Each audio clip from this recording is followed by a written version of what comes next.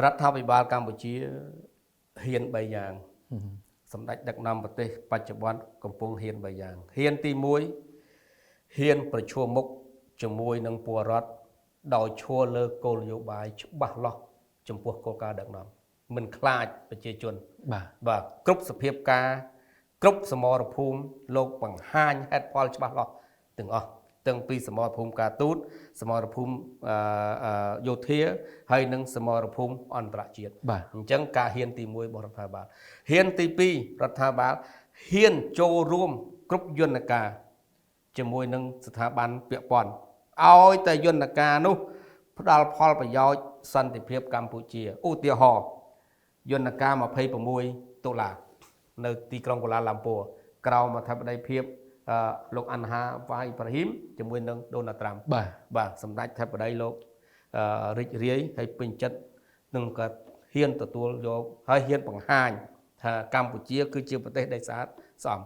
ហ៊ានទី3ទទួលស្គាល់មុខប្រវត្តិសាស្ត្រនាថ្ងៃអនាគត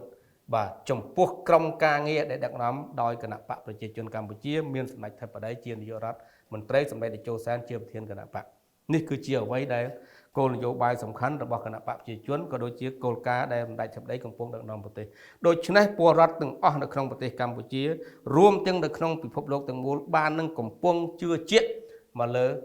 ថ្នាក់ដឹកនាំរបស់សម្ដេចអធិបតីដោយសារតែសម្ដេចបានបង្ហាញគ្រប់ទម្រង់ទាំងអស់ដែលនៃការការពារដែនអធិបតេយ្យភាពរបស់ខ្លួន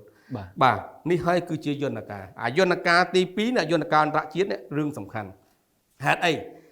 គ្រប់ដំណើរការនៃការអនុវត្តផែនការសកម្មភាពនៅដីក្តីផែនការសកម្មភាពលើกระดาษក្តីគឺជាផ្ដោតទៅលើច្បាប់ព្រំដែនអន្តរជាតិហៅថាកតិកាសញ្ញាព្រំដែនអន្តរជាតិប្រទេសថៃនិងប្រទេសកម្ពុជាគឺជាមានព្រំដែនច្បាស់លាស់មួយគេហៅថាព្រំដែនអន្តរជាតិបន្ទាប់ពីព្រំដែនអន្តរជាតិគឺមានច្បាប់មួយទៀតគេហៅថាកតិកាសញ្ញាឬក៏អនុសញ្ញារវាងបារាំងនិងសៀមដែលមានបានចងគ្នាហើយ